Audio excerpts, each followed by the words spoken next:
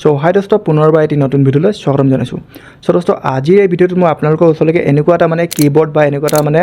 কীবৰ্ডৰ এটা এপ্লিকেশ্যন বা এটা এনেকুৱা এটা এপছ এটা লৈ আহিছোঁ, যাৰ সহায়ত নেকি আপোনালোকে মানে সহজতে মানে হোৱাটছএপতে হওক বা যিকোনো ছ'চিয়েল মিডিয়া এপ্লিকেশ্যনত হওক বা টেক্সটতে মেছেজ হওক, মুঠতে কেনেকৈ আপোনালোকে মানে মেছেজত মানে অসমীয়া ভাষাত মানে আছামিজ লেংগুৱেজত আপোনালোকে কেনেকৈ মানে মেছেজ এটা টাইপ কৰিব পাৰিব, কেনেকৈ মেছেজ এটা আপোনালোকে লিখিব পাৰিব। তাৰ লগতে দোস্ত মই ক'ব বিচাৰোঁ যে আপোনালোকে মানে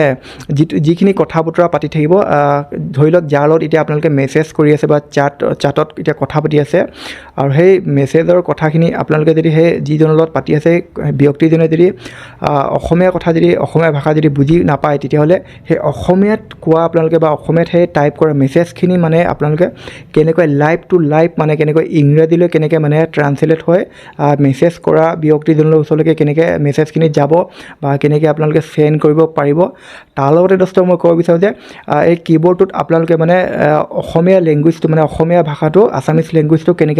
কেনেকৈ আপোনালোকে এড কৰিব পাৰিব, তাৰ বিষয়ে আজিৰ এই ভিডিঅ'টোত মই আপোনালোকক সম্পূৰ্ণ প্ৰচেছটো এইটো ভিডিঅ'ত দেখাবলৈ চেষ্টা কৰিম। হয়, ভিডিঅ'টো আৰম্ভণি কৰাৰ আগতে মোৰ নাম হৈছে পুলক, আপোনালোকে চাই আছে টেকনিকেল পুলক ইউটিউব চেনেল। তো বলক আজিৰ ভিডিঅ'টো আৰম্ভ কৰোঁ। সো দোস্ত প্ৰথমতে আপোনালোকে প্লে ষ্ট'ৰটো অ'পেন কৰা হয়। এয়া দেখি পাইছে প্লে ষ্ট'ৰটো আপোনালোকে এনেকৈ অ'পেন কৰিব। অ'পেন কৰাৰ পাছত তললৈ চাব, ইয়াত চাব এটা চাৰ্চ বাৰ দেখিব, মানে ইয়াতে এবাৰ ক্লিক কৰিব। ক্লিক কৰাৰ পাছত এনেকৈ ইয়াৰ ওপৰত যিটো চাৰ্চ বাৰ দেখি পাব, ইয়াতে এবাৰ আপোনালোকে ক্লিক কৰাৰ পাছত এনেকৈ লিখক, ঠিক আছে, এনেকৈ গুগল কীবৰ্ড বুলি লিখক, GOOGLE গুগল কীবৰ্ড, হয় এনেকৈ লিখক। এনেকৈ লিখাৰ পাছত এয়া দেখি পাইছে চাওক গুগল কীবৰ্ড, এনেকৈ গুগল কীবৰ্ড হিন্দী বুলি লিখা ওলাইছে, একো কথা নাই, এনেকৈ ইয়াকে চাৰ্চ কৰি দিয়ক, ঠিক আছে। এনেকৈ চাৰ্চ কৰাৰ পাছত যিটো এনেকৈ আহিব, ইয়াকে এবাৰ আপোনালোকে ক্লিক কৰিব। ক্লিক কৰাৰ পাছত এনেকৈ চাই ল'ব এইটোৱে হয় নে নহয় বুলি। চাওক এয়া দেখি পাইছে বৰ্ড লিখা আছে দ্য গুগল কীবৰ্ড, মানে তলত লিখা আছে সৰুকৈ গুগল LLC। যিহেতু এই যিটো কীবৰ্ডৰ বিষয়ে যিটো মই দেখুৱাইছোঁ, হয়তো আপোনালোকৰ মাজৰ বহুত কেইজন ব্যক্তি হয়তো আগতীয়াকৈ মানে জানিব পাৰে বা গম পায় চাগে যে এইটোৰ সহায়তে আমি মানে অসমীয়াত মেছেজ টাইপিং কৰিব পাৰোঁ বা মেছেজ লিখিব পাৰিম বা লাইভ ট্ৰেন্সলেট কৰিব পাৰোঁ বুলি বহুতে হয়তো জানিব পাৰে, বহুতে হয়তো নাজানিব পাৰে। গতিকে যিসকলে নাজানে তেওঁলোকে চাওক, যিসকলে জানে তেওঁলোকে নিশ্চয় ভিডিঅ'টো স্কিপ কৰিব পাৰে, ঠিক আছে এইটো কথা। চ' দোস্ত এইটো কথা আপোনালোকে বুজি পালে। যিহেতু মানে বাই ডিফল্ট আজিকালি মানে আমাৰ প্ৰত্যেকৰ যিকোনো মানে কোম্পানী মোবাইলে নহওক কিয়, চেমচাং হওক, ৰেডমি হওক, পিক্সেল হওক, আইফোন হওক, যিকোনো ফোনতে মানে আজিকালি বাই ডিফল্ট মানে এই যিটো দেখি পাইছে আপোনালোকে কীবৰ্ড, এইটো মানে থাকেই, ঠিক আছে। এইটো মানে অলৰেডি মানে মোবাইলটো মানে যেতিয়া কিনে তেতিয়া মানে আগতীয়াকৈ মানে এডভান্সতে ক'ব গ'লে এইটো কীবৰ্ড থাকেই আজিকালি, ঠিক আছে। এইটো কথা বুজি পালে। চিম্পলি এনেকৈ ইয়াক আপোনালোকে ক্লিক কৰি ইনষ্টল কৰি লওক বা ডাউনলোড কৰি লওক, ঠিক আছে। এতিয়া চিম্পলি মই এতিয়া হোম প্ৰেছ কৰিলোঁ। হোম প্ৰেছ কৰাৰ পাছত যিহেতু আপোনালোকে মানে যিটো কীবৰ্ড দেখুৱালোঁ, এই কীবৰ্ডটোত এটা আপোনালোকে ছেটিং কৰিব লাগিব। আৰু কি ছেটিং কৰিব লাগিব ব্লগ দেখুৱাই আছোঁ, এনেকৈ যিটো ছেটিং থাকে মোবাইলৰ ছেটিংটো আপোনালোকে অ'পেন কৰি ল'ব।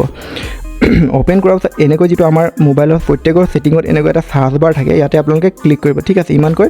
বিচাৰি থাকিবলৈ নালাগে, এনেকৈ ইয়াতে আপোনালোকে এনেকৈ লিখক হা। চাৰ্চ বাৰত মই দেখুৱাই দিছোঁ কীবৰ্ড বুলি এনেকৈ লিখাৰ লগে লগে অলপ ৰৈ দিব, মানে চাৰ্চ কৰি আছে, হয় এনেকৈ কীবৰ্ড বুলি লিখাৰ পাছত এনেকৈ অলপ ৰৈ দিব। এনেকৈ ৰৈ দিয়াৰ পাছত এনেকৈ যিটো আহিব এয়া দেখি পাইছে আপোনালোকে চাওক কীবৰ্ড এণ্ড ইনপুট মেথড লিখা আছে, ইয়াতে ক্লিক কৰিব। ইয়াত ক্লিক কৰাৰ পাছত কেলৈ ইয়াত ক্লিক কৰিব কৈছে মই দেখুৱাই দিছোঁ চাওক। ইয়াত ক্লিক কৰাৰ পাছত যিহেতু এইটো যিটো প্ৰথমত যিটো দেখি পাইছে কাৰেণ্ট কীবৰ্ড, হয় এনেকৈ ক্লিক কৰাৰ লগে লগে আপোনাৰ মোবাইলত ধৰি লওক এই যিটো বৰ্ড এতিয়া যিটো মই আপোনালোকক ডাউনলোড কৰালোঁ, ঠিক আছে, ইনষ্টল কৰালোঁ, এই যিটো বৰ্ড বুলি ওলাই আছে তাৰ লগতে দেখি পাইছে ইয়াত মোৰ গোটেইকেইটা বৰ্ডে আছে, কিন্তু বেলেগ বেলেগ ভাষাত লেংগুৱেজখিনি ওলাই আছে বাৰু, এটা হিন্দী অসমীয়াত।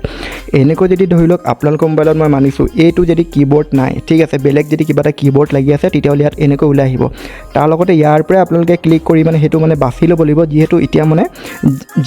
বৰ্ড বা এইটো যিটো গুগলৰ যিটো কীবৰ্ডটো আপোনালোকে ডাউনলোড কৰিলে সেইটো কথা। এনেকৈ আপোনালোকে কীবৰ্ডটো বাছি ল'ব লাগিব, মানে চিলেক্ট কৰি ল'ব লাগিব বৰ্তমান এতিয়া বৰ্ডটোহে আমাৰ মানে ব্যৱহাৰ কৰিম, সেইটো কাৰণে কাৰেণ্ট কীবৰ্ড লিখা আছিলে, যিহেতু ইয়াত দেখি পাইছে আপোনালোকে স্ক্ৰীনত কাৰেণ্ট কীবৰ্ড, এইটো আপোনালোকে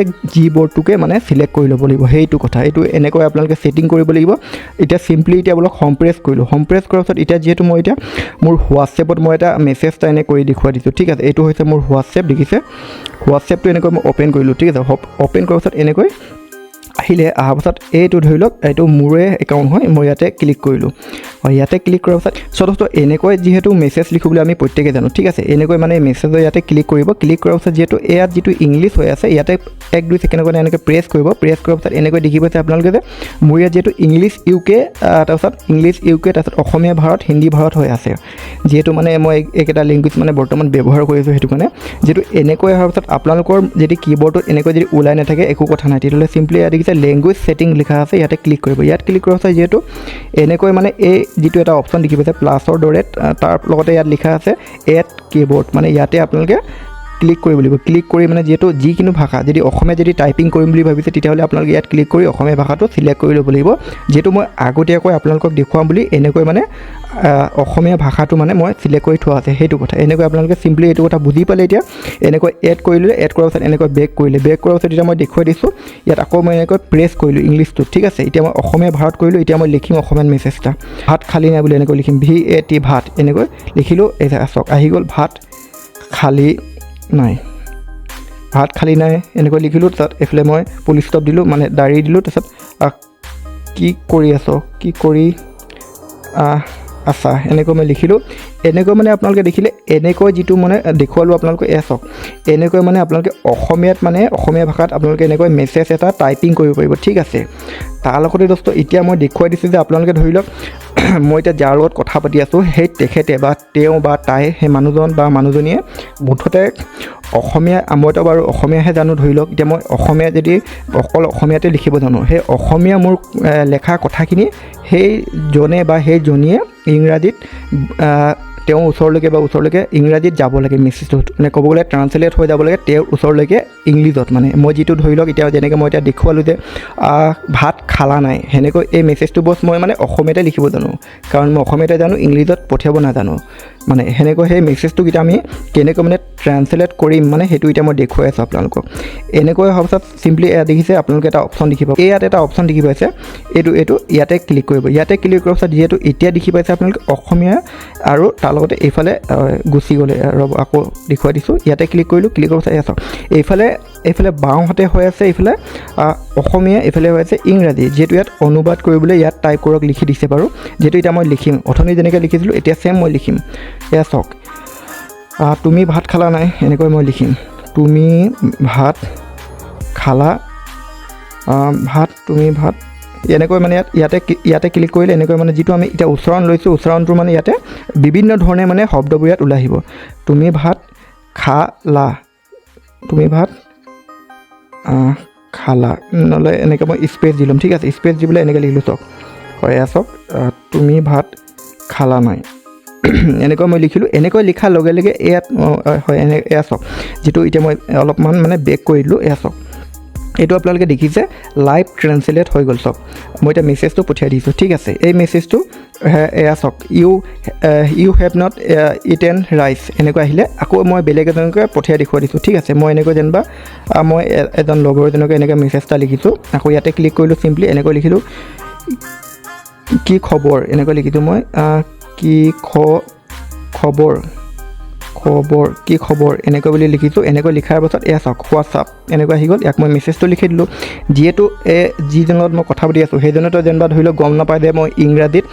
লিখিব নাজানো বা মই ইংৰাজীত ক'ব নাজানো গতিকে এনেকুৱা যদি কেতিয়াবা আপোনালোকৰ প্ৰব্লেম হয় তেতিয়াহ'লে নিশ্চয় আপোনালোকে এই ট্ৰিকটো মানে ব্যৱহাৰ কৰিব পাৰে সেইটো কথা চ' দোস্ত এইটো কথা বুজি পালে এনেকৈ মানে চিম্পলি আপোনালোকে সম্প্ৰেছ কৰি এনেকৈ ধৰি লওক এইটো যিটো মেছেজৰ এপ এইটো অ'পেন কৰিছোঁ ইয়াতো মানে ধৰি লওক যিকোনো মানুহৰ লগতে এনেকৈ এটা মই নম্বৰ এটা বাচিলোঁ ইয়াতো এনেকৈ ছেম প্ৰচেছ ইয়াতো এনেকৈ আপোনালোকে মানে এয়া চাওক এনেকৈ ইয়াত মোৰ হৈ আছে বাৰু আছামিজ টু ইংলিছ এনেকৈ মানে ইয়াতে আপোনালোকে অসমীয়াতে চিলেক্ট কৰি এনেকৈ অসমীয়াত কি খবৰ এনেকৈ এটা মেছেজ মানে অসমীয়াত লিখিব পাৰিব তাৰ লগত ইয়াত আপোনালোকে ইয়াতো মানে আপোনালোকে লাইভ ট্ৰেন্সলেট কৰিব পাৰিব সেইটো আকৌ মই এবাৰ দেখুৱাই দিছোঁ ইয়াতো এয়া চাওক এনেকৈ এই অপশ্যনটোতে ক্লিক কৰিলে ক্লিক কৰাৰ পাছত যিহেতু এনেকৈ লিখিব ভালনে বা ভাত খালে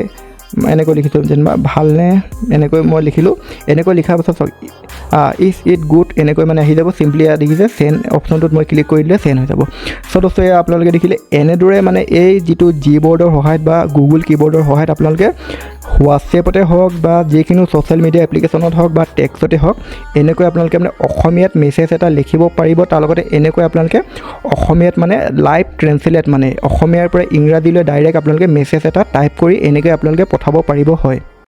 হয় ভিডিঅ'টো চাই যদি আপোনাক ভাল লাগিলে নিশ্চয় লাইক কৰক, বন্ধু বান্ধৱীৰ লগতে শ্বেয়াৰ কৰক। যদি নতুন দৰ্শক তেনেহ'লে নিশ্চয় চেনেলটো ছাবস্ক্ৰাইব কৰি লগতে ঘণ্টিটো বজাই অলপ ক্লিক কৰি থওক। হয় আজিলৈ ইমানেই, পুনৰ লগ পাম আনটি নতুন এটা বিষয় লৈ। ভিডিঅ'টো চোৱাৰ বাবে ধন্যবাদ। বন্দে মাতৰম, জয় আই অসম।